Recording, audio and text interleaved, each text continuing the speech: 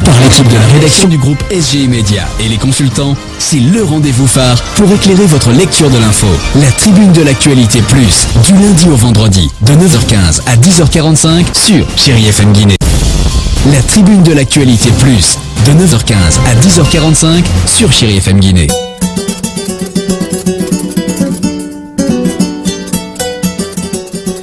Vendredi 23 juin 2017, mesdames et messieurs, bonjour et bienvenue dans votre émission La Tribune de l'Actualité Plus, l'émission qui vous aide à mieux comprendre l'évolution de l'actualité en Guinée, en Afrique et partout dans le monde.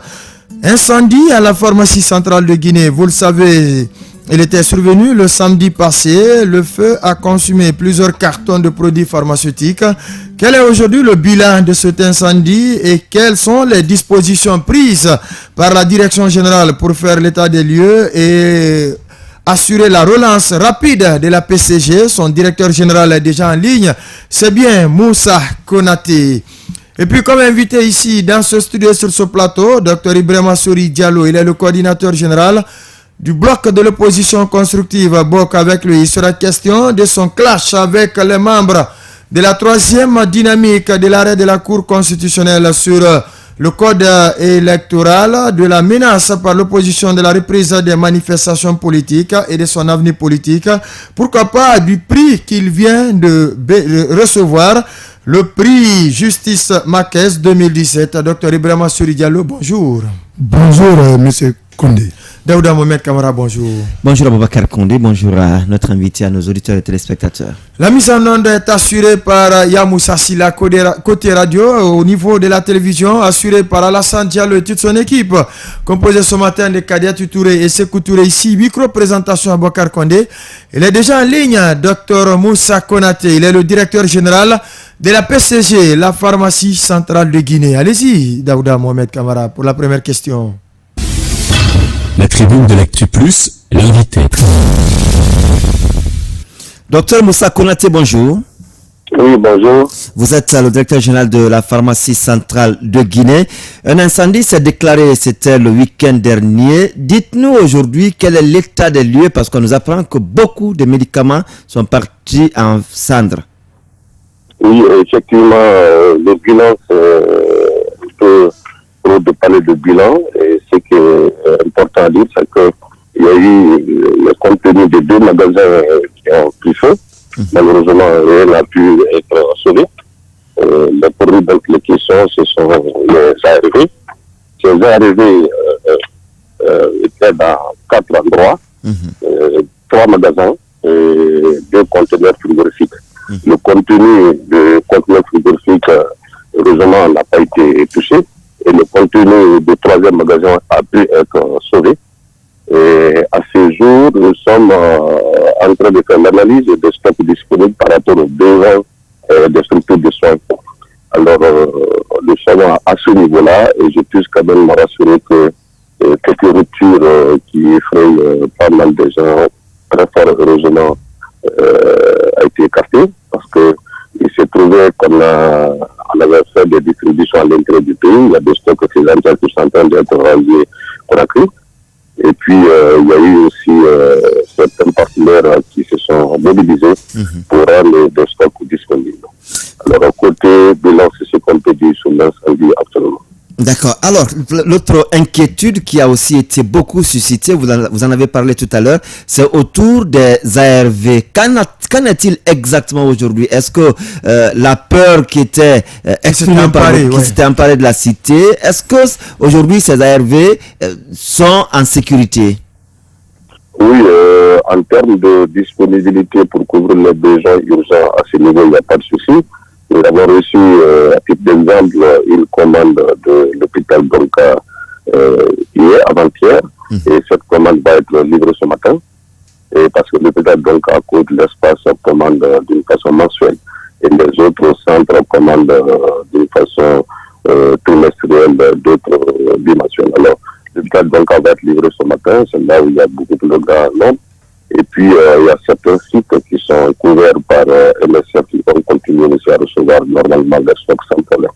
Côté rupture, on n'a vraiment pas assez de soucis. on est en train de travailler maintenant pour assurer cette disponibilité continue, comme ça a été toujours le cas depuis pratiquement 2011. Alors, revenez-nous sur... parce que vous dites que c'est 2 magasins qui sont allés en fumée. Il y avait combien de magasins? Est-ce que aujourd'hui cette peur peut être dissipée avec le stock réellement disponible? Parce que c'est important. Non, ça je peux dire avec certitude que la peur de rupture, franchement, peut être dissipée. Parce que, je le disais, les ARV avec la disponibilité qu'on a, et bien que le contenu du 3e magasin est pour le moment en quarantaine, nous avons mis en quarantaine pour une question de sécurité. Et le service d'assurance qualité est en train de faire le prélèvement au manche de panne. Ces échantillons vont être acheminés aujourd'hui en France à CHM de Clermont-Ferrand pour analyse. Parce qu'ils étaient dans un magasin qui était contigu au magasin qui a pris feu à l'arrêt. Pour une question de sécurité, il faut analyser, voir est-ce que le contenu n'a pas été analysé. Alors, et ceux qui étaient dans les conteneurs frigorifiques, eux, ils n'ont pas de problème, les ARV? Aucun problème, ils n'ont absolument aucun problème, on les a inventoriés. Plus le stock qui était également au niveau des dépôts régionaux, on les a inventoriés. Ce sont ces stocks qu'on est en train de servir maintenant pour continuer le service de distribution habituel.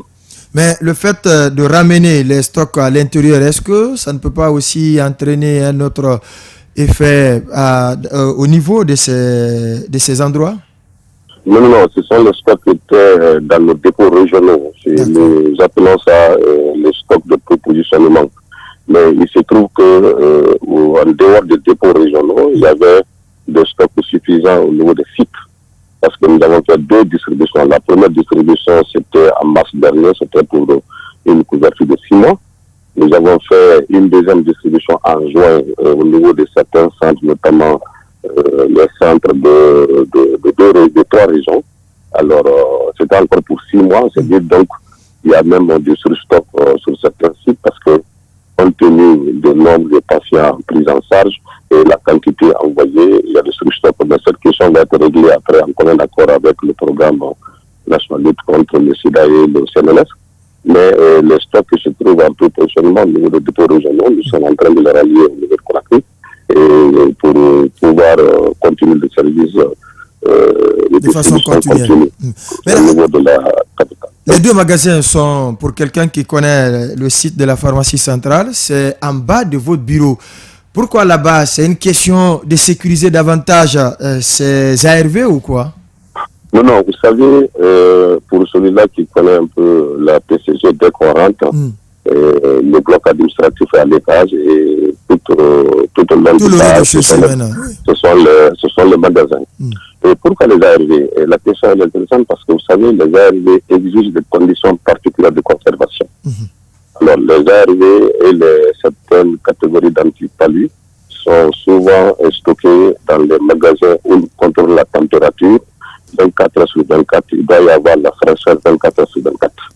Alors, nous avons équipé ces magasins parce que je me souviendrai que dans les années 2011, le magasin dont il est question, était utilisé pour les produits périmés, l'autre était utilisé comme restaurant. Nous avons équipé de tous les matériels nécessaires pour vraiment faire de bon stockage.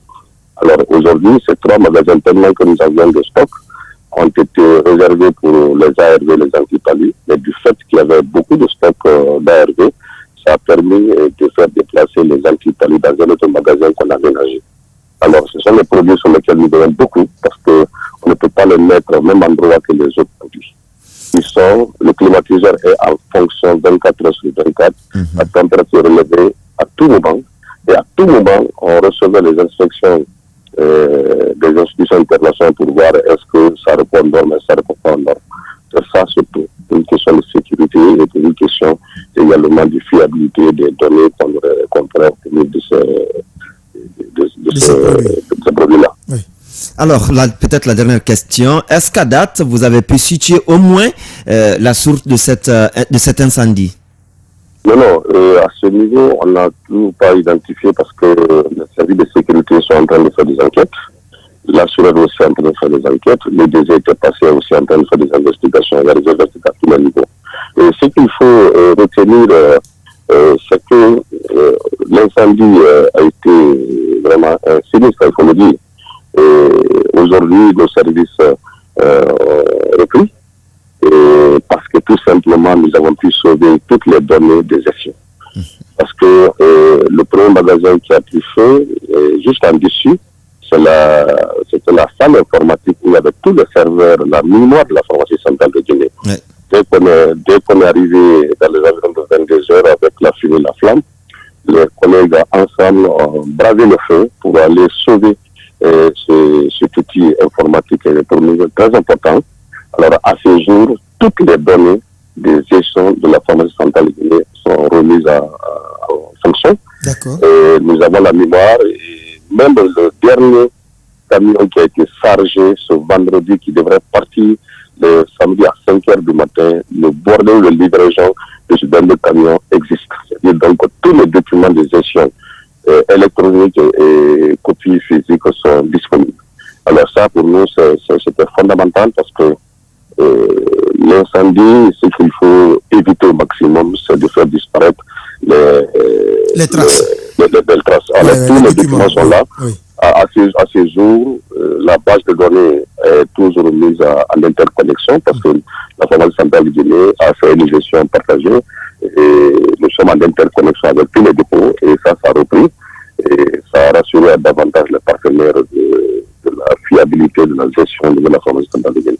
D'ailleurs, la première chose qui frappe le visiteur, c'est la propriété des lieux. C'est parce que vous gérez les produits, c'est pourquoi vous maintenez les lieux propres ou quel est donc votre secret?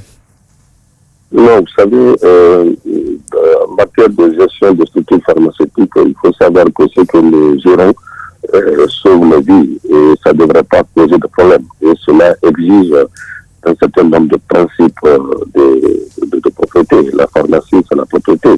Dans la propriété, on ne peut pas avoir le médicament de qualité sûre. Alors pour nous, c'est fondamental. Alors notre vision aujourd'hui, c'est franchement avoir une centrale qui répondrait à toutes les normes parce que vous savez, dans le continent, vous verrez que l'incendie est devenu récurrent. On a connu l'année dernière l'incendie à la centrale d'achat de la Côte d'Ivoire. Le magasin, leur ancien magasin qui était là a pris feu. Après, on a connu l'incendie il y a quelques années au Togo 2 fois, la RDC. Le dernier cas avant la Guinée, c'était la nuit du 26 au 27 mai passé, toute la centrale du Gabon était consumée. Alors, c'est le tour de la Guinée. Alors, l'expérience a prouvé que toutes les centrales, que des bâtiments âgés de plus de 30 ans ont des réels problèmes pour la sécurité. Et ce qui fait que, monsieur le ministre, avant-hier l'a dit à tous les partenaires, qu'il faudrait une nouvelle centrale, des nouveaux entrepôts qui pourraient vraiment répondre à toutes les mesures de sécurité. Et je pense qu'il est résolument engagé à le faire. Et ça pourrait aider considérablement le pays parce que par an, le partenaire et l'État guinéen investissent des centaines de millions de dollars les médicaments parce que nous sommes chargés de la réception, du stockage et de la distribution. Il faudrait bien que cela se fasse dans des conditions encore meilleures et je pense que tous les partenaires sont engagés à le faire. Je voulais juste rappeler que ces ARV sont achetés par les partenaires et l'État guinéen. Bon, nous, au niveau de la pharmacie centrale, on a juste pour mission de les recevoir, les stocker et les distribuer. Aucun comprimé ne doit sortir sans l'accord du programme. C'est que nous, on a tout intérêt que ces comprimés restent dans les conditions de sécurité parce que en cas de perte, c'est nous qui sommes responsables. C'est dit donc la rigueur. Donc, autrement dit, quelqu'un d'autre ne peut pas commercialiser ces comprimés?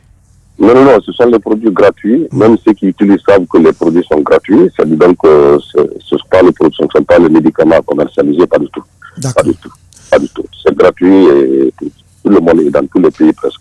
Docteur Moussa Konaté, directeur général de la PCG, Pharmacie Centrale de Guinée. Merci à vous d'être passé dans cette émission. Merci surtout de l'éclairage apporté. Merci bien. La tribune de l'actualité plus, de 9h15 à 10h45 sur Chéri FM Guinée. Tout à l'heure, nous allons partir avec l'invité ici dans ce studio, sur ce plateau, Dr Ibrahima Souri Diallo, qui est le coordinateur général du BOC. Mais avant, on va parler de cette annonce sur le site africaguinée.com. C'est bien la candidature d'un des commissaires à la CENI, Étienne Soropogui, directeur des opérations. En tout cas, selon ce site, Étienne Soropogui annonce sa candidature à la présidentielle de 2020. Mais avant, on a suivi le directeur général de la pharmacie centrale de Guinée. Plus de peur quand même que de mal. Hein?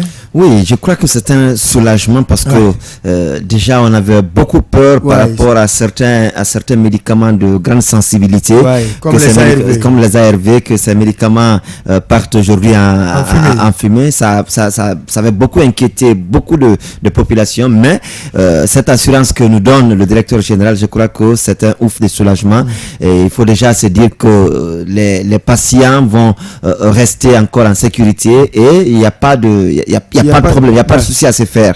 Mais ce qui a aussi retenu ou ce qui a encore choqué le plus dans cette affaire, c'est un centre, il faut le dire, stratégique. Parce que la pharmacie centrale n'est pas n'importe quelle pharmacie et n'est pas n'importe quelle structure. C'est le régulateur, n'est pas n'importe quelle structure aussi. Et qu'un incendie se déclare dans cet endroit et que l'incendie fasse plusieurs heures sans être maîtrisé par les services compétents, je crois les sapeurs-pompiers, ça donne encore davantage à réfléchir. Et je crois, on a écouté Boubacar Kassé qui a rappelé que dès que l'incendie s'est déclaré, il a été alerté en personne par le directeur général et du coup, il a mis sur le terrain les officiers des sapeurs-pompiers qui sont arrivés et qui ont aussi trouvé les citoyens sur place, qui ont accompagné les sapeurs-pompiers pour éteindre le feu. Mais est-ce que les sapeurs-pompiers qui sont arrivés, étaient-ils vraiment, avaient-ils à leur disposition tout le matériel qu'il faut pour les moyens nécessaires pour rapidement la flamme à ces niveaux? C'est une question qu'on se pose. Parce qu'aujourd'hui, ça relance encore cette problématique sur l'insécurité dans notre pays. L'insécurité, la sûreté aussi surtout. Et parce qu'on ne peut pas aujourd'hui se dire qu'on a une protection civile et que cette protection civile n'ait pas de moyens qui lui permettent quand même d'intervenir à temps et de pouvoir épargner le danger. Mais si les sapeurs-pompiers arrivent et même ceux qui transportent de l'eau dans les seaux sont plus efficaces, grande solidarité des citoyens. Non, c'est pas ce que je veux dire, mais que l'apport des citoyens est plus efficace que celui des sapeurs-pompiers, ça devient il y a problème. Il y a de quoi s'inquiéter davantage pour dire que quand un incendie se déclare dans un autre endroit encore plus sensible, on sera encore devant un fait difficile à résoudre parce que si on n'a pas les moyens de carburer rapidement les véhicules ne contiennent pas d'eau pour venir éteindre, ou le matériel qu'ils utilisent n'est plus un matériel déjà vétusté, ça veut dire qu'il y a problème à ce niveau, donc ça relance encore davantage la problématique d'équipement de la protection civile et même de la sécurité tout entière. C'est voilà qui est bien dit. À présent, Étienne Soropogui, selon en tout cas le site africaguinée.com, annonce sa candidature en 2020. 2019, la fin du mandat des membres, des commissaires actuels de la CENI. 2020, il veut se lancer directement dans la course au fauteuil présidentiel, mais sauf que ça ne va plus être sous la bannière de NFD, Nouvelle Force Démocratique, Daouda Mohamed Kamara. Oui, je crois à ce niveau, il n'y a même pas d'informations, il n'y a même pas de nouvelles, parce qu'on sait que depuis très longtemps, la rupture, elle était consommée entre la NFD et Étienne Soropogui. Maintenant, aujourd'hui, qu'ils nous apprennent qu'il va compétir en 2020, et je pourrais bien comprendre qu'on dise qu'Étienne Soropogui crée un nouveau parti politique et qu'ils viennent sur le paysage politique maintenant sous une autre bannière, pas les NFD, mais aller directement annoncer qu'il vient pour compétir en 2020, ça c'est quand même ça nous amène à se poser beaucoup de questions. Donc, ça donne à réfléchir. Sur quoi sur quoi Etienne Soropogui aujourd'hui se fonde pour dire qu'il est prêt à aller à une élection présidentielle, pas n'importe laquelle, mais celle de 2020. Ça, c'est une première question qu'il faut se poser. Est-ce que avant cette annonce aujourd'hui, avant cette information pour dire que je vais compétir en 2020, qu'est-ce qu'il avait déjà fait sur le terrain? Est-ce que c'est un nouveau parti politique qui naît? Est-ce que c'est un autre parti politique qui existe déjà, qui a déjà un électorat sur le terrain qui le copte? C'est une autre question qu'on se pose.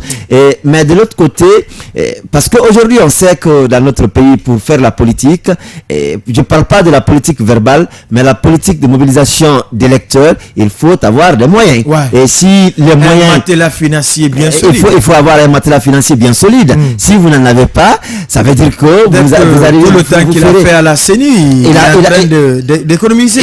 Il est en train d'économiser. Et c'est là, oui, ces indemnités, mais il a autre dépenses, il a autre problème à régler. Ce n'est pas que parce que plus les indemnités, plus le salaire il est considérable, plus les besoins croisent. Ouais. Donc aujourd'hui, on attend de voir sous quelle bannière Etienne Soropogui arrive, va compétir. Et est-ce que c'est un ancien parti politique qui a déjà un électorat? Est-ce que Etienne Soropogui a-t-il vraiment aujourd'hui tous les éléments qui lui permettent d'aller droit aux élections présidentielles de 2020? Ce sont quand même des choses dont il faut attendre encore de voir l'évolution des choses pour se prononcer là-dessus. Mais pour l'instant, ce n'est qu'une annonce. Prenons l'annonce ainsi et observons la démarche que va adopter Etienne Soropogui, seul ou avec un ancien parti politique. Ce sont quand même des pistes qu'il faut suivre pour savoir. Est-ce qu'à ce niveau, on peut encore penser à l'effet Macron qui est aujourd'hui devenu comme une sorte d'adrénaline qui s'empare aux jeunes leaders guinéens? Je crois que c'est rêver sans même se coucher. Oui, c'est vrai. Non, on dit que c'est de la chimère. Non, c'est de la chimère parce que c'est que les gens ne comprennent pas le plus souvent, parce qu'on fait revenir le plus souvent l'effet Macron. Et pour beaucoup, Macron est sorti de nulle part. Ouais. Pourtant, Macron est sorti de quelque part. Parce qu'aujourd'hui, rien qu'à voir autour de Macron, rien qu'à voir les actions, les résultats législatifs, rien qu'à voir les actes que pose Macron, on comprend que Macron n'est pas sorti. Il n'est pas sorti de nulle part. Ouais. Il a bien préparé. Et il ne faut pas qu'on rêve sans se coucher. Il ne faut pas qu'on dorme sans se mettre au lit. Et c'est ce que les gens, les leaders politiques guinéens aujourd'hui, la jeune génération. On entend 3e, 25e, 26e dynamique. Il y a beaucoup de dynamiques aujourd'hui. Mais est-ce que on s'est mis dans la même dynamique ou dans la même lancée ou dans le même parcours que Emmanuel Macron. Emmanuel Macron, certes, il est jeune, mais 39 ans, bientôt 40 ans. 39 ans, mais son expérience quand même n'est pas aussi jeune. Ouais. Il ne faut pas aussi qu'on soit trop naïf. Un jeune de 39 ans en France, en Angleterre et dans un autre pays européen n'est quand même pas le jeune de 45 ans en Guinée. Parce que un jeune de 39 ans, déjà, l'âge auquel il est allé à l'école et comment il a été suivi, le parcours qu'il a suivi, parce que c'est chez nous, on pense que arriver au pouvoir, c'est un fait de hasard. Ouais. Il n'y a pas de hasard chez les autres. Pas du tout. Ça, tout se prépare. Il y a toujours un itinéraire. Il y a toujours un itinéraire qui est suivi. Le chemin est balisé. Le chemin est balisé et on suit ce chemin pour arriver. Mais chez nous, puisque c'est la routine, il n'y a pas d'arrivisme, on y arrive. On y arrive. Voilà. On y arrive comme ça. C'est après avoir parcouru un itinéraire, on arrive enfin au pouvoir. C'est ça. Mais chez nous, on peut se lever un matin, bonheur, pour dire que je viens au pouvoir. On attend de voir quand même. Comme le disent, de toute façon, c'est comme si le pouvoir est aujourd'hui désacralisé. De toute façon, moi, pour l'instant, chacun peut rêver comme il veut, mais je ne vois pas. Je ne vois ni parmi les anciens acteurs politiques, jeunes ou vieux, je ne vois pas encore la nouvelle génération qui se proclame aujourd'hui. 2020, c'est encore loin. 2020, c'est encore loin. Il y a l'effet surprise. Mais Macron, en Guinée, pour l'instant, vous ne trouvez pas? Je ne trouve pas. Pas d'accord. En tout cas, peut-être que vraiment va un jeune adulte, adulte jeune, je ne sais pas quelle appellation le conviendrait. Voilà, je ne crois pas. Jeune adulte ou adulte jeune, Ibrahima Souri Diallo, Il annonce sa candidature, en tout cas, c'est un site de la place qui relaie cette information. africaguinée.com. Moukta Étienne Soropogui, comment vous trouvez cette annonce? Bon, vous savez que M. Étienne est venu à la CENI à travers un parti politique. L'NFD. Et aujourd'hui, M. Étienne n'est pas, c'est-à-dire en harmonie avec ce parti. Et il sait que le mandat de la CENI tend vers la fin. Donc, M. Si les commissaires ne sont même pas déchus. Et encore, il n'a aucun sens de revenir là, c'est-à-dire commissaire, dans la mesure où les commissaires sont vraiment désignés par les partis politiques et pour le moment, M. Étienne ne peut que se lancer dans la politique. Dans une autre aventure. Effectivement, c'est la raison pour laquelle je considère que son annonce comme un effet d'annonce, parce que si vous savez que vous quittez un milieu organisé qui est la CENI, là où les gens sont payés, il y a des indemnités, il y a des faveurs. Maintenant, vous n'allez plus bénéficier de cela. Mais le mandat finit en 2019. Donc, écoutez, d'après les accords politiques, la CENI doit être changée. C'est commissaire. C'est ce qui a été dit dans l'accord. Donc, si les gens savent que ça doit être fait, il est important que les gens cessent leur tête. C'est pas mal. Moi, je pense que M. Étienne a fait un effet d'annonce et il va certainement trouver des solutions. Il va être coopté par certainement le RPG arc-en-ciel, le RPG ou bien l'FDC, parce que c'est les deux camps les plus représentatifs quand même en Guinée. Il ne faut pas les nier. Donc moi je ne vais pas faire de commentaires sur ce qu'a dit M. Étienne, mais je pense qu'il serre sa tête. D'accord. À présent, on va aller directement avec le premier sujet, le premier point inscrit à l'ordre du jour. C'est bien cette question de la troisième dynamique. Vous avez été le premier à annoncer l'existence d'une force appelée troisième dynamique. Du coup, on appelle à un autre membre du côté de Bruxelles précisément qui nous parle de votre suspension au sein de cette structure. Dites-nous, qu'est-ce qui se passe ou qu'est-ce qui s'est-il réellement passé? Bon, ça ne va pas vous échapper les yeux, ce membre qui a appelé ici. Vous dites à Baba, il est le représentant du BL. BL qui est un parti actuellement adversaire, il a avoué, sur cette adversaire au bloc de l'opposition constructive suite à notre désaccord sur le front. Au niveau du front, ce monsieur aussi, il parle au nom de son président, ça ne m'étonne pas. Mais rappelons une seule chose, je vais vous dire que la troisième dynamique n'est pas dès son essor. La troisième dynamique est l'essor de l'effort effectué par le bloc de l'opposition constructive en 2013. Quand on a perdu les élections, j'ai envoyé 15 membres du bloc de l'opposition constructive pour aller se former aux États-Unis et en Europe. Donc ces 15 membres figuraient un ami qu'on appelait, qui était mon adjoint dans le bloc, Colis Joseph Kandeng, qui a refusé de retourner. Tous les autres sont retournés, d'autres sont répartis pour d'autres formations. Il est resté en France. Donc en France, je le dis, mon ami, nous allons créer une force politique qui est la troisième voie. On l'appelait la troisième voie. Donc dans la troisième voie, je dis que la troisième voie, c'est une dynamique qui va vraiment incarner la diaspora et les Guinéens. Mais moi, je viens à Rennes pour ma formation professionnelle. Je suis allé me former à Rennes. Lui, il a continué en France là, avec les amis, un ami qui s'appelle Kaloko d'ailleurs, qui a donné, ça dit qu'il a changé la troisième voie pour la troisième dynamique, et c'est devenu la troisième dynamique. Ils nous ont même invités l'année dernière, nous sommes venus à Paris. Donc cette troisième dynamique dont on parle, ce sont les analyses qui ont été faites dans le bloc. Pour la petite histoire, nous avons créé en 2012 l'incarnation de la troisième dynamique qui était appelée plateforme générationnelle, où il y avait au moins 15 journalistes de vos amis, membres. Donc la réunion s'est tenue tout près du siège d'RPG à la Minière.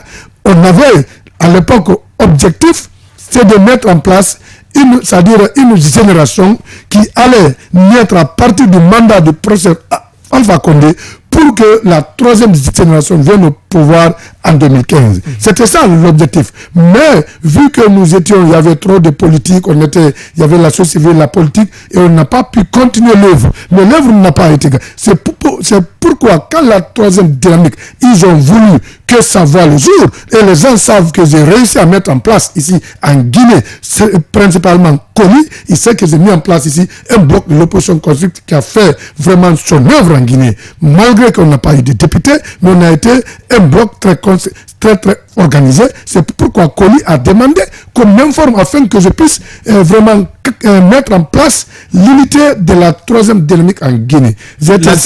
J'ai été saisi par maintenant Mouditaba qui m'a dit, docteur, on veut que tu nous aides à mettre en place la troisième dynamique.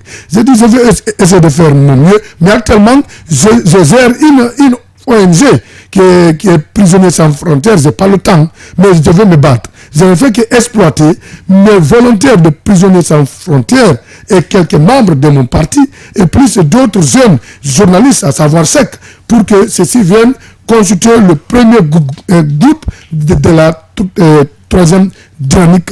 Les réunions s'est tenues. J'ai donné mon siège de PRSF pour constituer le siège des rencontres de la troisième dynamique. C'est maintenant que les amis ont décidé, depuis Bruxelles, qu'on mette en place un bureau provisoire. Un bureau provisoire par rapport à quoi? Ils m'ont dit que moi, je vais être le président de la commission de réflexion stratégique, qu'on va être le président de la commission de communication, et puis M. Kaolop va être le président de la commission d'organisation. Et il y a un porte-parole qui a été choisi là-bas qui s'appelle Abdul. Donc, moi, j'étais d'accord de leur formule, j'ai accepté, mais je les ai fait comprendre qu'on ne peut pas rester à Bruxelles, diriger les gens en Guinée. Il faut que le bureau de Conakry puisse naître. C'est ainsi que nous avons décidé de mettre en place une charte. On m'a chargé de rédiger la charte. J'ai rédigé la charte en se servant de la charte de la plateforme générationnelle qu'ils avaient mis depuis 2012. C'est cette charte que je ne fais qu'enlever le nom.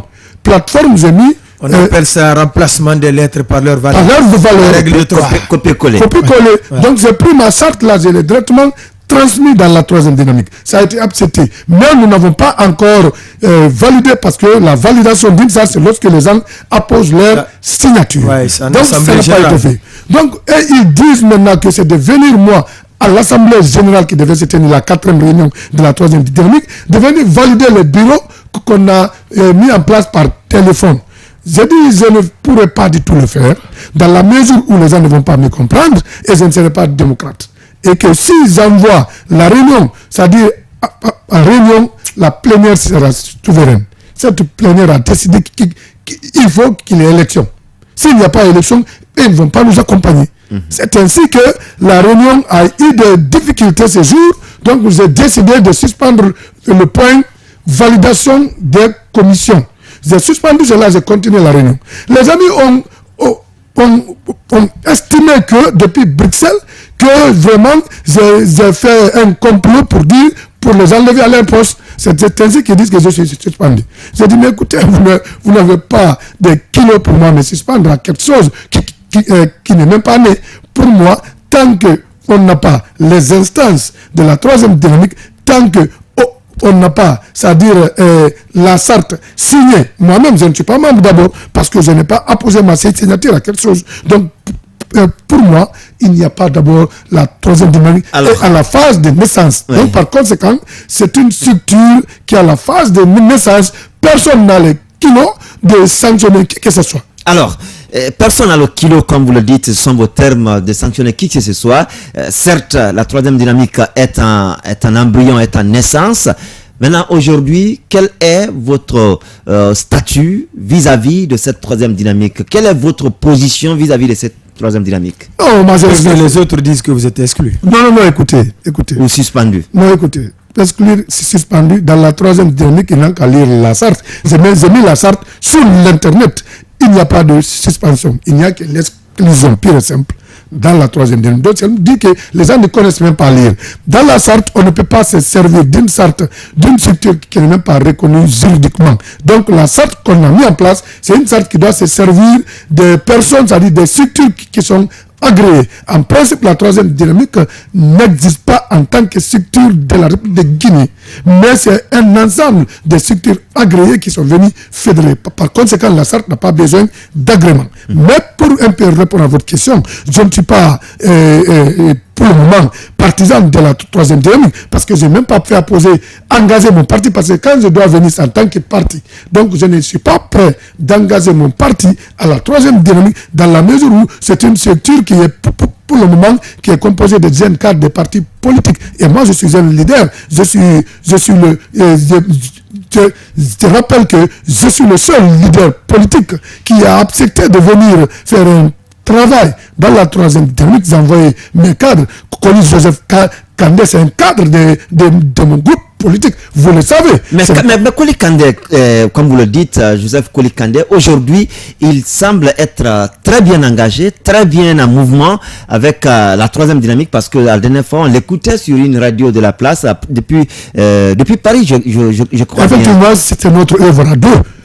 Il faut le rappeler, nous sommes venus à Paris pour ça. Nous avons cherché à même lui, il a continué l'œuvre. Mais à l'entendre, c'est comme si vous n'êtes plus sur la même longueur. Oui, justement, ça n'est pas... Oui, justement, parce que si moi je trouve que, on dit éternellement, c'est un proverbe malgache, c'est le cheval qui est en Grèce, qui t'agresse. Ça c'est connu. Mais moi je n'ai pas à faire de commentaires sur le comportement de Koli. Koli me connaît plus que n'importe qui. Il sait de qui je suis, de quoi je suis capable. Il connaît qui je suis et je n'ai pas un combat à mener contre Koli. Mais tout ce que je vais rappeler, Koli peut continuer avec sa troisième dynamique et la plateforme que je vais lancer les jours à venir en Guinée, les Guinéens verront et nous n'avons pas besoin de faire un combat entre jeunes. Tout ce que je vais rappeler, ils peuvent mener leur combat dans la troisième dynamique. Si on a la même vision, on va se donner la même. Mais ce que je constate, il est important que les gens acceptent de voler avec leurs propres ailes. S'il y a maintenant la nécessité, on se donnera la main. Mais si on vient tout à l'heure exploiter mes compétences, certainement c'est ce qu'ils ont voulu, mais j'ai compris à la dernière minute, c'est pas grave, rien n'est encore fait. J'ai fait comprendre que je retire ma charte et je lance mon mouvement. Alors, à l'allure où vont les choses, vous dites que vous allez lancer votre mouvement les jours à venir. Est-ce qu'on va, on peut dire aujourd'hui qu'on va assister à voir en Guinée un bras de fer. Troisième dynamique 1, troisième dynamique bis. Ou bien troisième dynamique version. Non, je suis désolé, ce n'est pas ma façon d'interpréter, vous le savez. J'ai toujours montré mes preuves en Guinée. Je n'ai pas besoin de l'assistance pour vraiment créer ce que j'ai à faire. Ce que je fais, je le fais. Preuve de sous-marin. Oui. Écoutez, je suis désolé, Condé. Je fais ce que je peux faire et encore je vais continuer ce que je peux. Regardez mon arrivée dans l'opposition républicaine. La manière dont j'ai réussi à faire l'organisation, tout ce que je touche marche. C'est que généralement, les gens sont jaloux de compétences. Les gens sont jaloux de connaissances des autres. Si aujourd'hui, les amis comprenaient, regardez à l'espace d'une semaine, j'ai réussi à mettre en place un bureau de la troisième dynamique. Oui, mais ma question, elle est toujours là. Est-ce que votre mouvement qui arrive va-t-il être, je vais dire, troisième dynamique? Non. Ou quatrième dynamique? Non. Ou quelle dynamique? Bien que la troisième dynamique, ou la rupture. Bien que la troisième dynamique a été prononcée en 2014 pour la première fois par mois, je ne vais pas prendre le nom. Pour ne pas que les gens disent que je suis en train d'opposer le bras de fer. Je ferai ce que je veux faire et les gens vont comprendre que c'est les hommes capables qui peuvent se manifester à un moment chaud. Docteur Ibrahima Soli Diallo, vous dites que tout ce à quoi vous touchez avance, réussit. Est-ce que c'est dans cette réussite-là qu'on a vu à un moment donné aussi une dynamique qui a été lancée par des acteurs de la politique, de la société, les acteurs politiques et la société civile? On commence bien, après on se retrouve avec deux tendances. Est-ce que vous n'avez pas vous aussi les manies de division ou d'explosion des mouvements bien serrés? Vous pouvez l'interpréter comme ça. Vous savez que les grands hommes ont toujours rencontré les problèmes. Ça, c'est connu par le monde. Je n'ai pas inventé la roue, elle est déjà inventée. Mais ce que je vais vous rappeler, aujourd'hui en Guinée, il y a un problème. Chacun est en train de préparer de 2020. Parce que nous savons que 2020, on ne parlera plus, c'est-à-dire d'Alpha Condé, on parlera d'autres choses.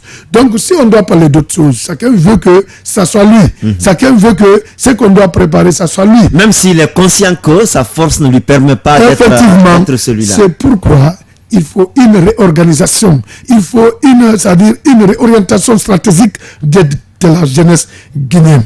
Nous avons évolué dans la division parce que les aînés ont mis ces mécanismes-là pour nous, pour ne pas qu'on s'entende, pour qu'ils continuent à nous exploiter, vivre leur temps et vivre notre temps. C'est ce qui est en train de se faire. Les gens ne veulent pas se faire dépasser. Comme ils ne veulent pas se faire dépasser, il faut toujours manipuler ces jeunes activistes pour ne pas qu'ils s'entendent, afin que les choses tournent toujours à leur faveur. Est-ce que c'est vous, cette catégorie de jeunes aujourd'hui, qui peut changer la donne, qui peut redonner une confiance à cette autre jeunesse qui grandit après avoir fait le tour de ses doyens ou du cercle de ses doyens, vous vous retrouvez pensez être le désormais porteur d'espoir pour cette jeunesse. Vous avez parlé de l'effet Macron, vous l'avez dit. Macron a tourné autour de ses présidents. Il a vu. En tant que jeune, il a vu comment ça fonctionne. Il s'est préparé conséquemment. Aujourd'hui, personne ne peut me dire comment l'RPG fonctionne. Je connais mieux qu'eux. Parce que personne ne peut me dire comment l'FDG fonctionne. Je connais très bien. Donc, encore, mes amis... Et le FR?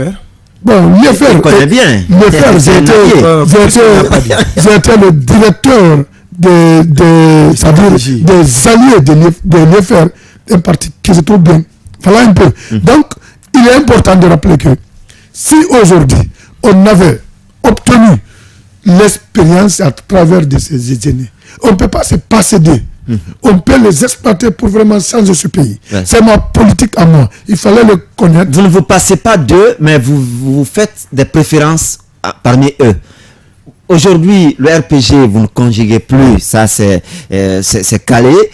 L'UFDG, vous ne conjuguez plus, c'est calé. Mais l'UFR, quand même, constitue aujourd'hui pour vous un bon parti, une calebasse contenant votre huile sur laquelle vous ne jetterez jamais de pierre. Écoutez, je l'ai dit et je l'ai répété.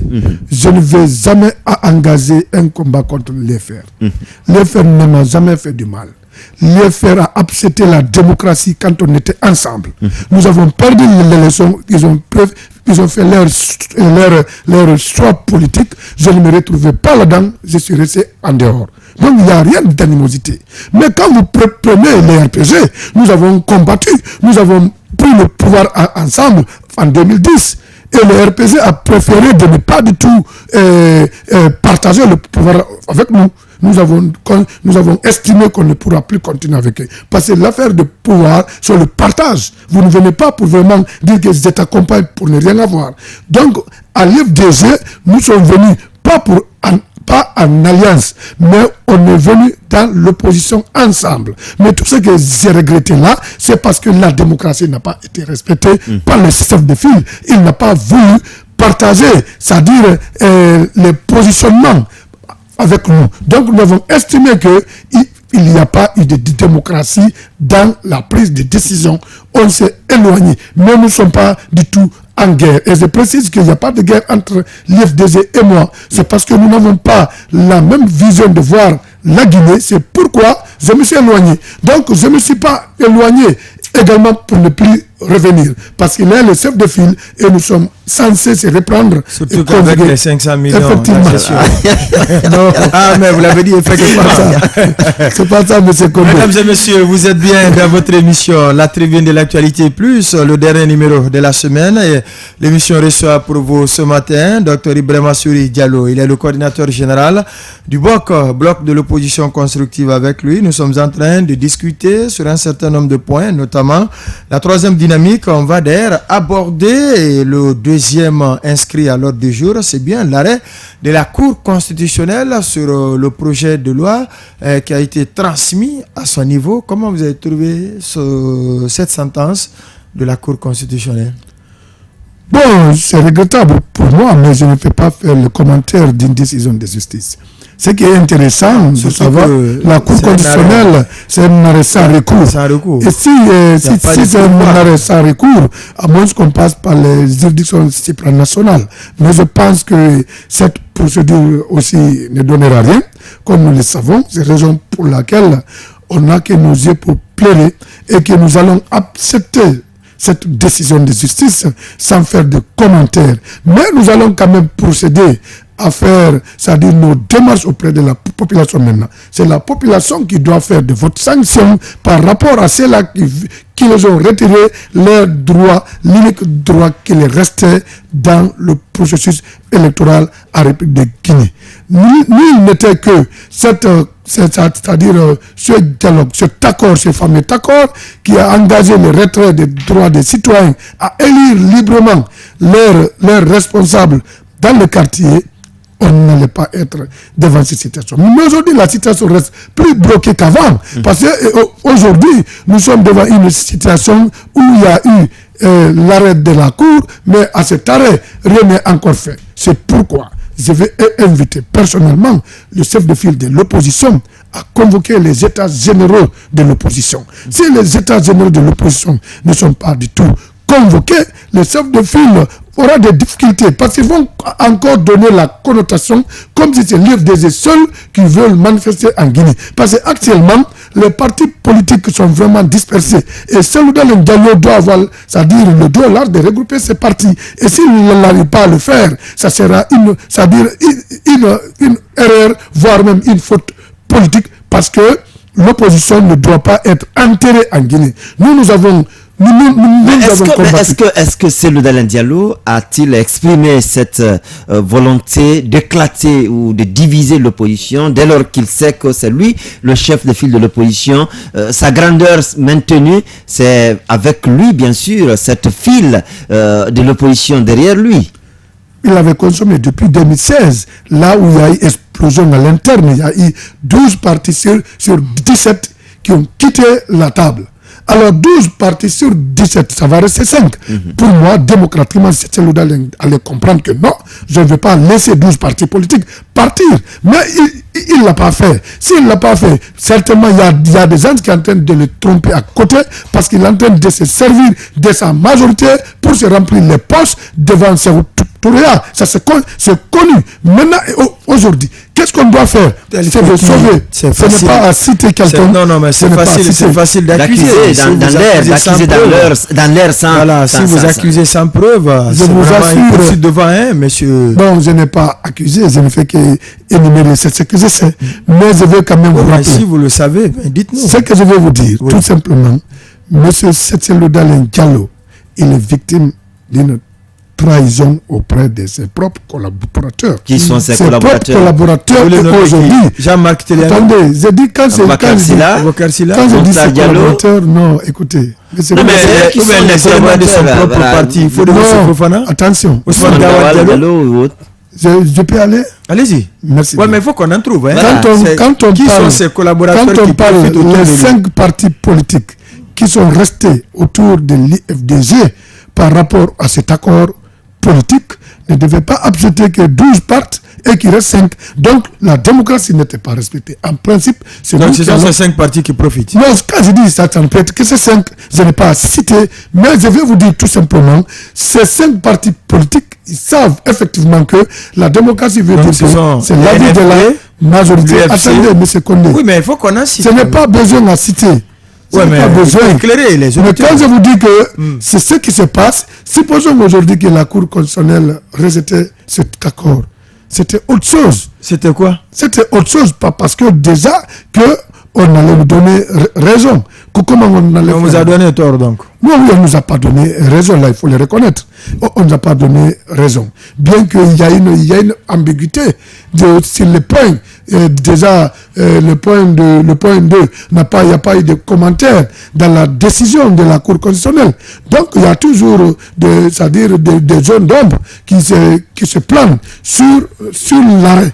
Mais il n'est pas là à débattre sur ces questions. Nous allons simplement demander au chef de file, comme il y a eu maintenant, la justice est déjà faite, il est important que nous partons sur des bases clair pour qu'on puisse réorganiser l'opposition. Sinon, l'objectif de ces autorités, c'est d'enterrer l'opposition.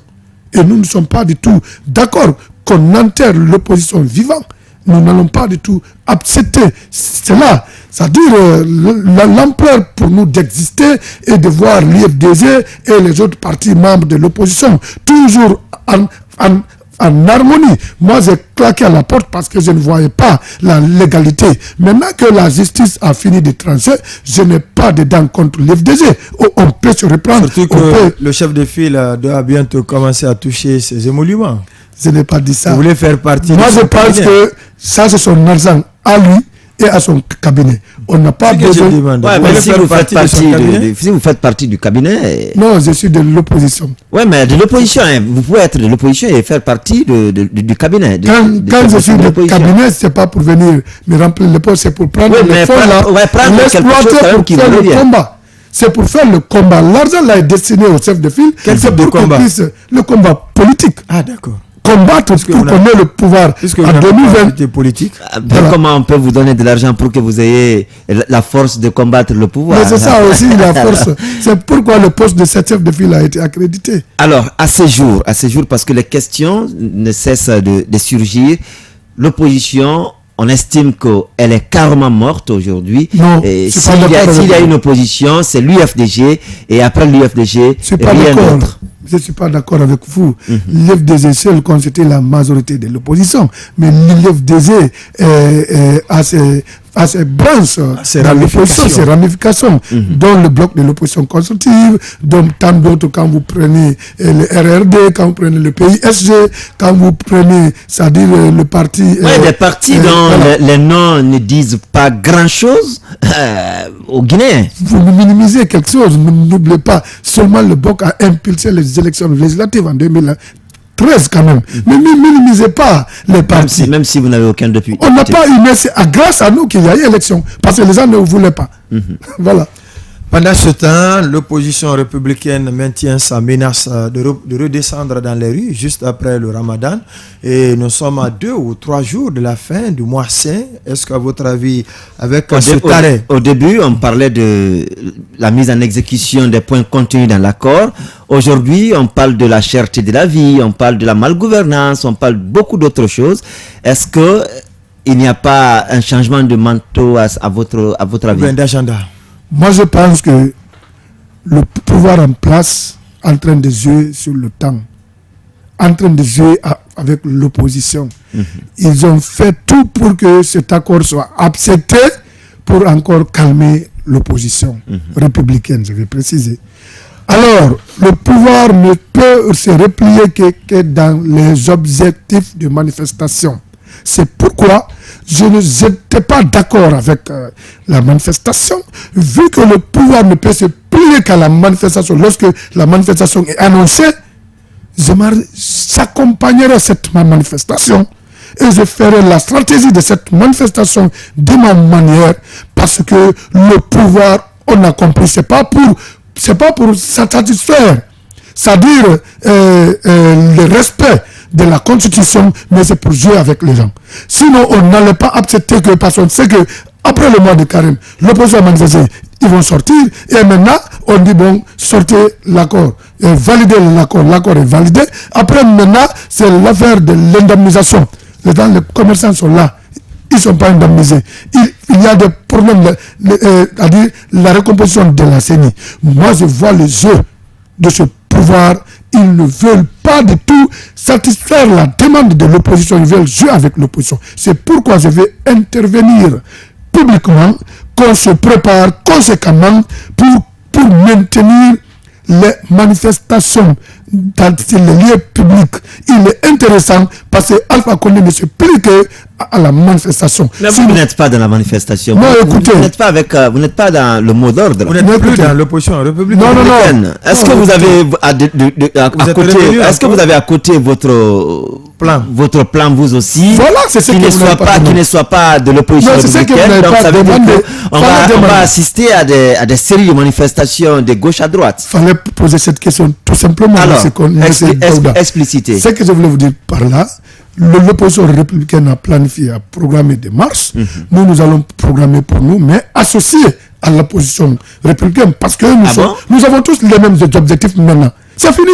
Il n'y a plus d'opposition sur le point de... Est-ce que vous êtes les bienvenus là? Mais on n'a pas besoin. Parce que vous vous êtes rebellés à un moment donné. On n'a pas besoin d'être... Car s'il a dit que tant qu'il est porte-parole, vous n'allez pas... Non, écoutez, nous ne serons pas simplement tant que vous ne vous soumettez pas. Monsieur Daouda, nous ne venons pas dans l'opposition républicaine, nous sommes dans l'opposition. Quand l'opposition manifeste, c'est l'opposition qui manifeste. Moi, je suis désolé pour cette histoire de l'opposition républicaine, c'est l'opposition guinéenne qui parle. Et le chef de file de l'opposition guinéenne est Cellou Dalein Diallo. Il n'est pas question de nous parler de l'opposition républicaine dans l'opposition guinéenne. L'opposition guinéenne... Maintenant, oui, pourtant vous avez été président de la commission organisation. Effectivement, de l'opposition républicaine. Mais comment quand vous avez quitté seulement, vous pensez que vous ne voulez plus entendre parler de... Non, vous n'avez pas compris. Vous la trouvez stigmatisante? Non, vous n'avez pas compris. C'est ce que je veux dire. C'est ce que je vais vous dire. L'opposition républicaine n'incarne pas l'opposition guinéenne. L'opposition républicaine, c'est un groupe de partis politiques de l'opposition qui se sont retrouvés sous couvert du chef de file pour être là. Mais c'est une erreur. Parce que le chef de file ne coordonne pas seulement que les partis de l'opposition républicaine dans l'opposition guinéenne. Il est le chef de file. Maintenant, vous vous rendez compte? Oui, non, c'était une erreur. Il faut parler de l'opposition guinéenne. Non. Une des réunions. Oui, nous on pensait que tous les partis de l'opposition guinéenne allaient accepter de venir fédérer dans l'opposition républicaine. C'est ce qu'on a pensé. On devait adresser des courriers à tout le monde. Mais on voit que la dénomination est stigmatisée par certains, tels que M. Kouyaté de PDN ne veut pas venir là. Et pourtant, il est de l'opposition. Et les frères qui est de l'opposition, bien qu'ils sont avec le pouvoir, ne veulent pas venir là. Parce qu'il ne veut pas être là. Docteur Ibrahima Sory Diallo, vous dites que vous avez désormais les mêmes objectifs, vous allez pouvoir manifester ensemble parce que vous avez les mêmes revendications. Comment vous pouvez prendre part à une manifestation dont vous connaissez bien les préalables, il faut préparer des réunions, et à cette réunion ou à ces réunions, vous n'êtes pas convié, la salle vous est interdite parce que vous êtes toujours dans votre rébellion? Non, écoutez, quelle salle m'est interdite? Mais les réunions, ça a été dit. Ça a été dit, le porte-parole de l'opposition républicaine l'a réitéré. Écoutez, je vous dis, nous on tient nos réunions de l'opposition chaque jour, chaque week-end. On se retrouve. On ne se retrouve pas avec l'opposition républicaine, mais nous, on se retrouve. C'est-à-dire que si nous planifions nos actions, on va faire nos actions en synergie, mais on n'est pas du tout d'accord pour une manifestation qui n'est pas du tout légale. Parce qu'on considère que la manifestation qui était projetée, ce n'était pas légal. Dans la mesure où le point n'était pas du tout encore sorti dans le couloir de la Cour constitutionnelle. Pour moi, c'était anticonstitutionnel de manifester. Alors, vous avez les mêmes objectifs aujourd'hui, vous allez vous joindre à la manifestation, et cet esprit qui caractérise cette manifestation, il faut aller jusqu'au bout, et on n'exclut même pas le départ de Alpha Condé du pouvoir. Est-ce que Dr Ibrahima Sory Diallo, avec son BOC, est vraiment dans cette dynamique aussi de commencer, ne jamais interrompre et même prévoir le départ d'Alpha Condé? Il n'y a jamais eu cette proposition, c'est ma première fois d'entendre. Ah bon? C'est Ousmane Gawal Diallo. Ça n'engage que et il ne l'a pas dit il ne l'a pas dit ailleurs ou n'importe où, il l'a dit au siège du parti. Mais Ousmane Gawal n'est pas une partie prenante de l'opposition. Vous aussi, arrêtez. C'est le conseiller politique de ce Diallo. Il est le cadre d'un parti. Il est aussi député de la République. Moi je vous dis, mais c'est Ousmane Gawal. Quand on s'est retrouvé à l'opposition républicaine, il n'a pas sa place là. Donc la décision qui vient de nous, les leaders, ça nous engage. Nous, on n'a pas besoin des intentions, des cadres, des partis politiques. Mais est-ce qu'il n'exprime pas quelque part la volonté ou ce que pense son président? Jamais. Il n'exprime pas. Jamais. Je connais très bien Cellou Dalein Diallo. Il ne peut pas cautionner, c'est-à-dire de manifester jusqu'au départ d'Alpha Condé. Pourquoi? Il a cautionné parce que un de ses cadres, un de ses députés et son conseiller politique qui s'exprime ainsi, aucune décision n'est suivie après. Vous savez que Ousmane Gawal s'exprime sans se baser sur Cellou Dalein Diallo. Il est libre, il est député, sans se référer. Oui, mais donc, un parti politique, c'est la discipline aussi. Non, attendez, la discipline. Si vous vous exprimez pas contraire à l'esprit du parti, il y a lieu quand même, c'est nécessaire quand même qu'il y ait une décision qui soit prise. Je pense que les propos de Ousmane Gawal n'engagent Ousmane Gawal. Ça n'engage jamais Cellou Dalein Diallo. Dans la mesure où c'est le leader de l'opposition qui décide des manifestations, si c'était l'UFDG qui décidait, Ousmane Gawal parle. Ça n'engage que l'UFDG. Oui, ça n'engage que Ousmane Gawal Diallo aux yeux de la loi, mais aux yeux des militants de l'UFDG, je dis aux militants de l'UFDG, mais des autres partis. Non, pas des autres partis. Non, qu'est-ce que je veux dire? Ça n'engage que Ousmane Gawal aux yeux de la loi, oui, mais une population aussi à majorité analphabète qui maîtrise mal le fonctionnement ou le jeu politique, vous pensez que cette voix de Ousmane Gawal ne porte pas fort?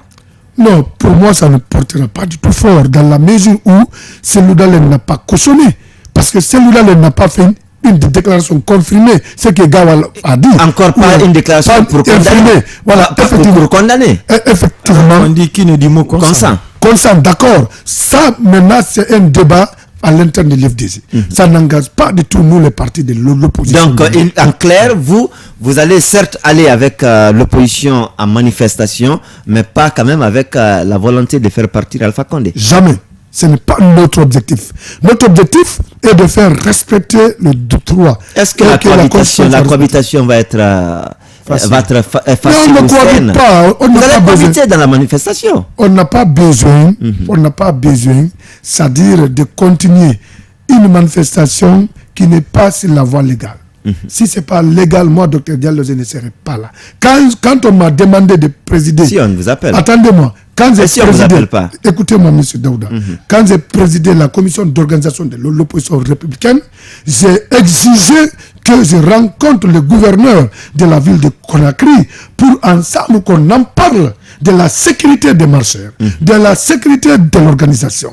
Il a envoyé toutes les instances, à savoir la sécurité, la gendarmerie, pour qu'on vienne cohabiter, faire une déclaration officielle pour informer le peuple de Guinée la nature pacifique de la marche. Ça a été fait. Pour la première fois en Guinée, qu'une marche a été organisée, il n'y a pas eu casse, aucune voiture n'a été, de pare-brise n'a été cassé, aucun magasin touché, sauf à la dernière minute, ces incidences qui se sont survenus à Bambeto, organisant la mort d'un jeune.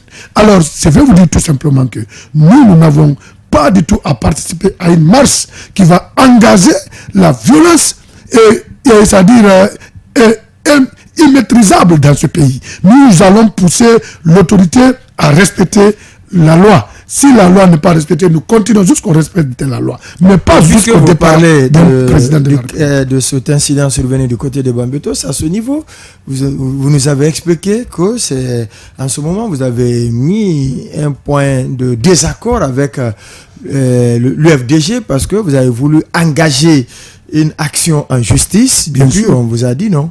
Oui, justement. Aujourd'hui, vous aussi, vous faites votre face là. Oui, justement, par rapport à ça, c'est pourquoi je ne serai jamais dans une manifestation engageant les jeunes dans la rue, si toutefois je n'ai pas la garantie qu'ils ne seront pas, c'est-à-dire répressionnés par c'est-à-dire les forces de l'ordre. Répressionnés ou réprimés? Réprimés du moins, c'est réprimés par les forces de l'ordre. Allez-y. Maintenant, aujourd'hui, vous cautionnez une manifestation, alors qu'une autre que vous avez organisée, il y a eu cas de mort, vous, personnellement, vous avez voulu prendre l'initiative sur vous pour intenter une action en justice. Vos pairs de l'opposition vous ont dissuadé, et puis, aujourd'hui, vous cautionnez encore une autre marche. Non, attention, je n'ai pas dit que j'ai fait la marche de l'opposition républicaine. J'ai dit que par rapport au respect des lois, au respect des accords, les lois de la République, par rapport au respect des accords. Maintenant, sur les points Daouda les a égrenés tout à l'heure, sur lesquels l'opposition républicaine veut redescendre dans la rue. Maintenant, quels sont, parmi ces points, ceux qui vous intéressent, à cause desquels vous voulez aussi descendre dans la rue? Non, tout simplement, c'est l'organisation des élections chez nous. l'organisation des élections et surtout le respect des engagements. Parce que l'État a commencé à accepter l'accord. Si l'accord est accepté, l'indemnisation devait suivre automatiquement des commerçants qui ont été victimes.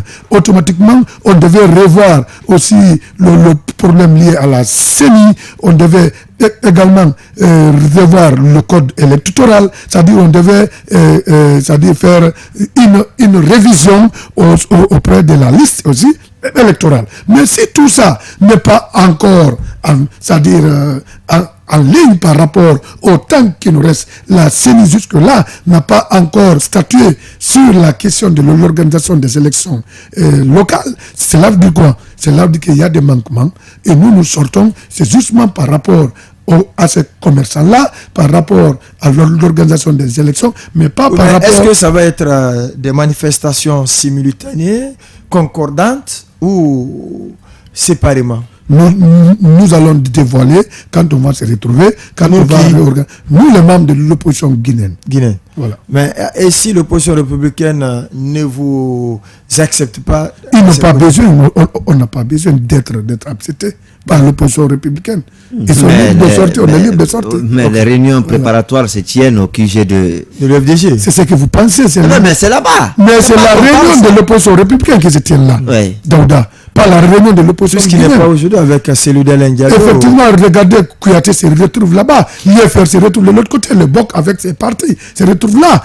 Docteur Fafaye se retrouve à part. Donc on n'a pas besoin de parler. Vous êtes aussi dans une dynamique de marché juste après le Ramadan. Non, on ne l'a pas dit. On ne l'a pas encore mentionné. Vous ne l'avez pas encore mentionné. Donc vous ne serez pas dans les rues d'abord. On ne va pas dans la rue sans qu'on essaye de définir notre programme de marche. D'accord.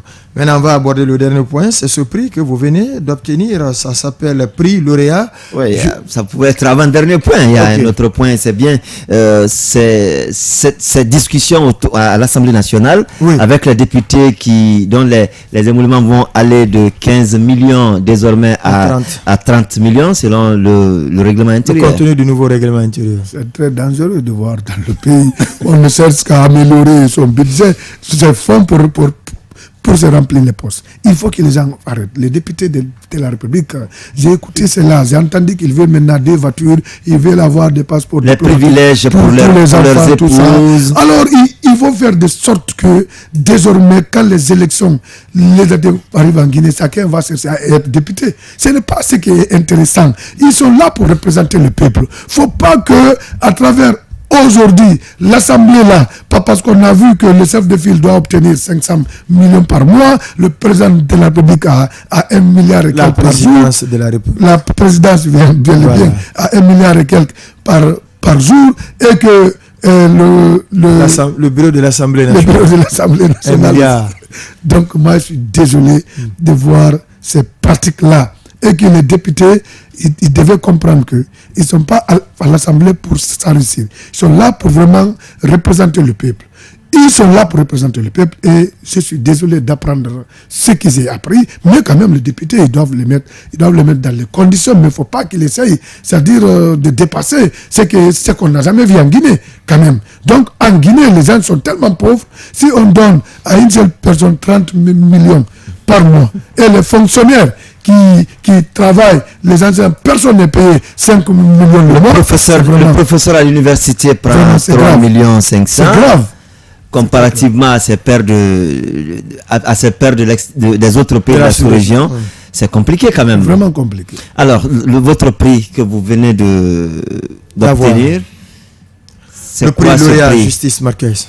Oui, bon, vous savez que c'est une compétition qui a eu lieu, c'est-à-dire il y a 2 mois, par chose Justice Maker, qui donne le siège à Genève.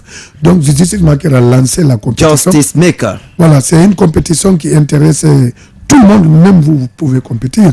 Donc, mais étant dans une structure, bien entendu, il y avait des magistrats, des avocats, il y a eu plus de 1000 et quelques qui ont compétit. Donc, en Afrique, j'ai eu le premier prix étant premier. Donc, cela veut dire quoi? Cela veut dire que j'ai eu le prix dans mon ONG qui est appelé Prisonniers sans frontières, que je représente. Mais la compétition est individuelle.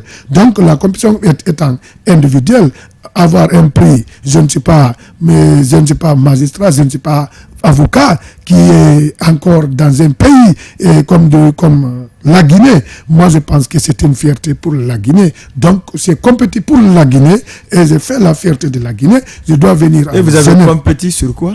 Nous avons compétit sur le projet, c'est-à-dire sur l'élaboration d'un projet intitulé torture et détention illégale en Afrique. Quelles solutions?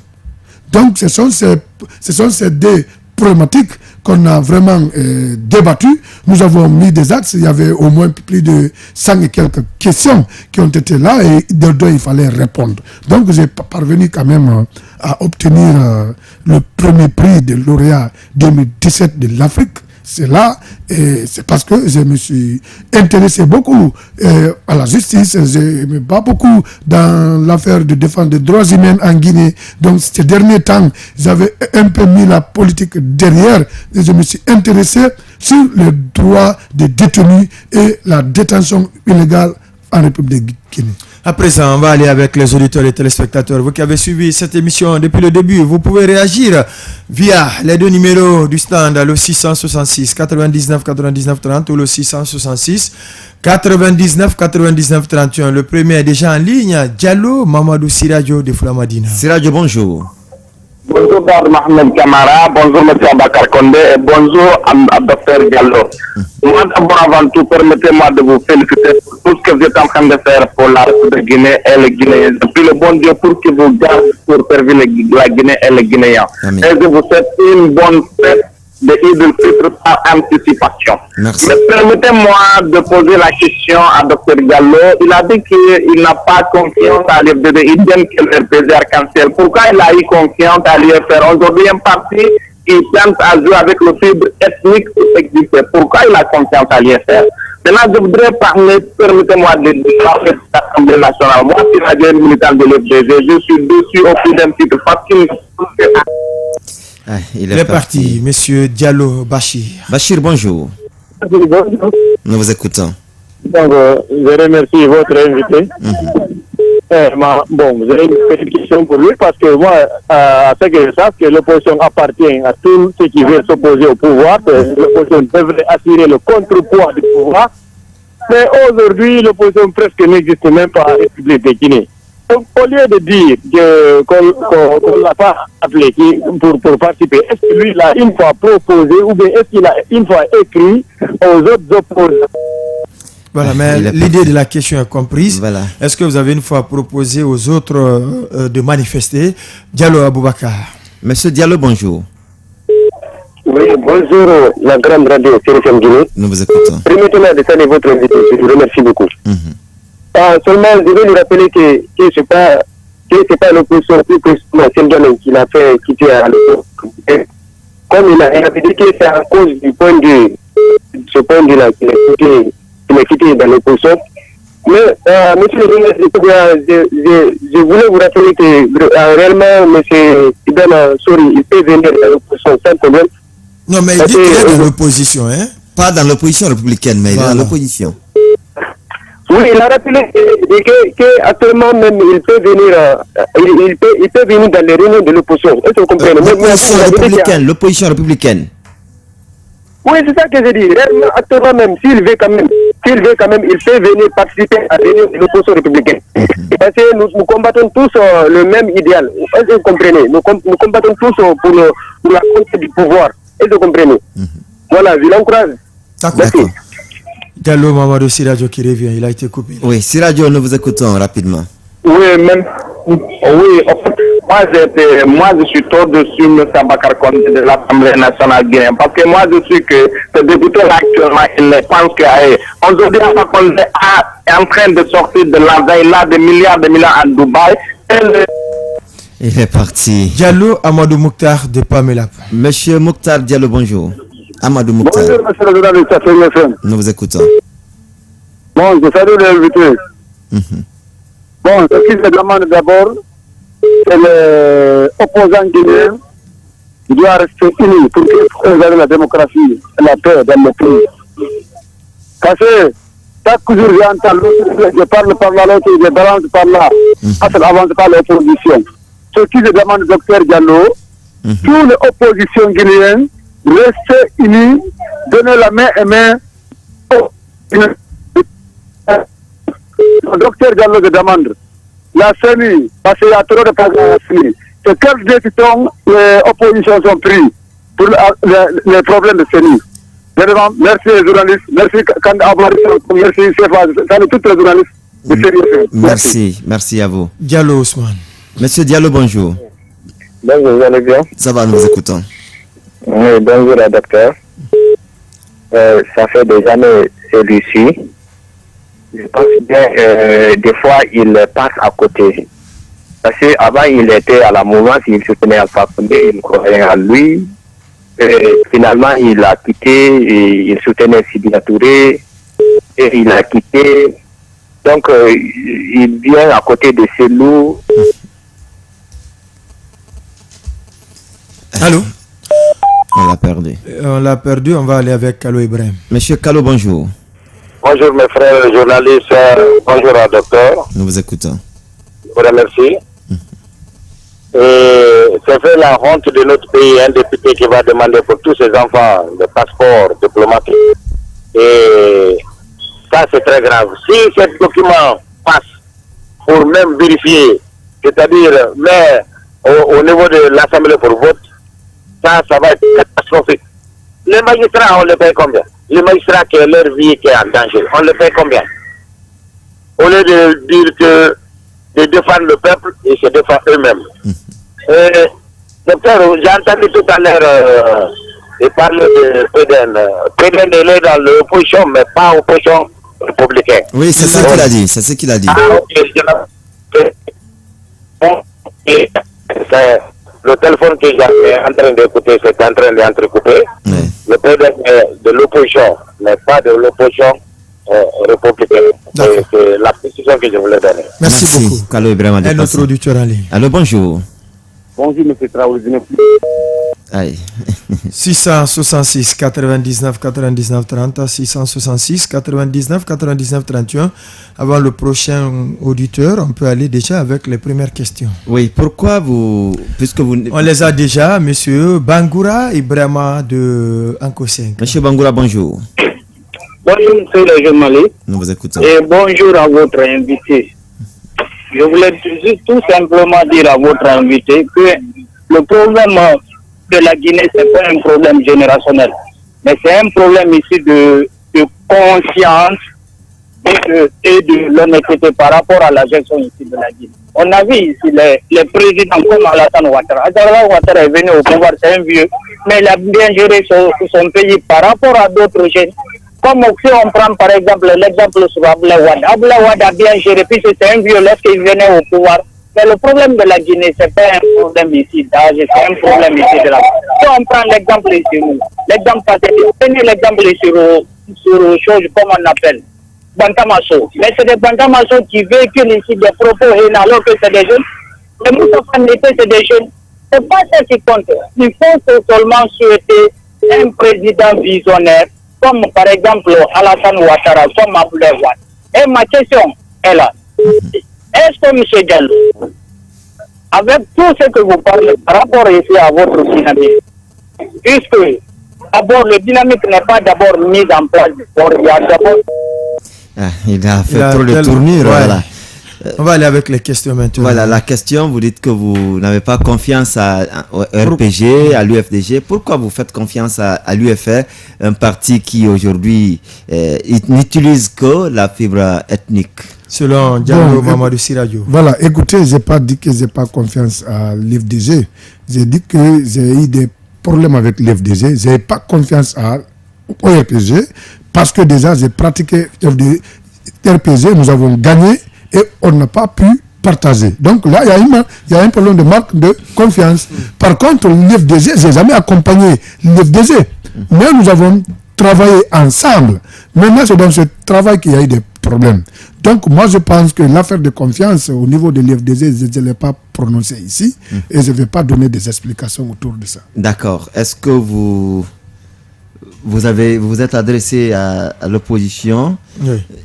une fois par rapport à ces problèmes, est-ce que vous avez écrit et que vous ne savez pas écouter? Non, vous voulez aussi manifester. Bon, écoutez, on n'a pas écrit à l'opposition, à qui on va écrire? Non, aux autres partis, comme quoi vous voulez qu'une manifestation soit organisée. Oui, les partis, nous sommes au nombre de 18 aujourd'hui. Les partis se retrouvent, on se retrouve sans l'opposition républicaine. Mais on va quand même à un moment donné informer Cellou Dalein Diallo, comme c'est le chef de file, de nos intentions. Je précise que on n'a plus maintenant de points de discorde avec l'ILFDG. On n'a plus de points de discorde. C'est seulement l'affaire du point 2 qui nous opposait. On est libre de se retrouver, en discuter, voir si on peut collaborer ensemble. Mais du fait que je constate, il est très mal entouré. Surtout que son chef de file a déjà un émolument. Non, j'ai dit, du fait qu'il est entouré par des éléments avec lesquels je ne vais pas du tout tabler. Je ne serai pas du tout dans l'opposition républicaine, mais je suis dans l'opposition guinéenne. Et si Cellou Dalein veut, c'est-à-dire prendre le leadership de toute l'opposition, c'est d'accepter de venir avec tous les acteurs de l'opposition, à savoir les Kouyaté, les Sidia, les BOC, les RRD, tant d'autres. Mais rester avec son clan de l'opposition républicaine là, ça ne marchera pas. C'est contre-productif pour donc, lui. Effectivement, c'est contre-productif. La question sur la CENI. La CENI.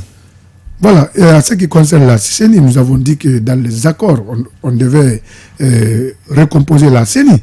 Les accords, c'est ce que les accords ont donné. Et je crois que cette recomposition doit se faire avec, et que la CENI actuelle, il y a eu des difficultés, il y a eu des problèmes avec le président qui sont parvenus à résoudre. J'ai appris ça ce matin. Mais je pense que le dialogue va aboutir quand même à la vérification de ce qui a été proposé. C'est pourquoi d'ailleurs vous avez écouté Étienne qui est en train de chercher maintenant là où citer. Maintenant, pour M. Bangoura, la Guinée, ce n'est pas une question de génération, c'est une question de bonne gestion. Il a raison. Il a raison. C'est sa façon d'analyser. Nous pensons qu'il y a une génération qui est ratée. Beaucoup payé et gérer ce pays. Effectivement. Mais comme Tony chez nous, il n'y a eu que des vieux qui ont dirigé. Acceptons maintenant que la génération vienne aussi. Que les jeunes aussi gèrent. Voilà. Donc, mais sinon, ce qu'il a dit, il a raison. Mais lorsque nous sommes toujours dirigés par la même équipe, sans résolution, sans suite, il est important. C'est un bon résultat. Il est important qu'on pense maintenant d'inviter, c'est-à-dire les jeunes à prendre leurs responsabilités. D'où la naissance de différentes plateformes. Il y a la plateforme générationnelle qu'on va annoncer bientôt.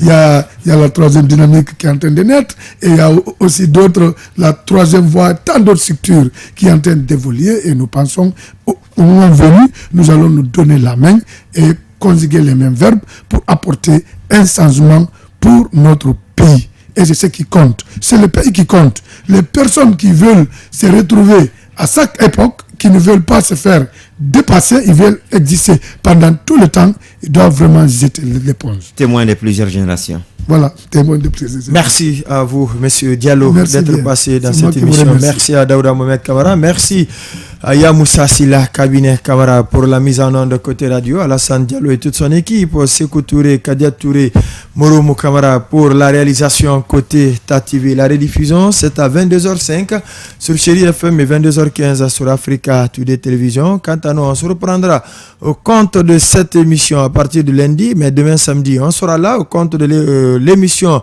Œil libre des médias et notre rendez-vous à nous manquer sous aucun prétexte. Ça se passe à 14h05 en temps universel. Merci encore une fois et portez-vous bien. La tribune de l'Actu Plus, c'était avec l'équipe de la rédaction. Du lundi au vendredi, de 9h15 à 10h45 sur Chéri FM Guinée, la tribune de l'actualité plus. Comprends, lecture de l'info. La tribune de l'actualité plus. Du lundi au vendredi, de 9h15 à 10h45 sur Chéri FM Guinée. La tribune de l'actualité plus. De 9h15 à 10h45 sur Chéri FM Guinée.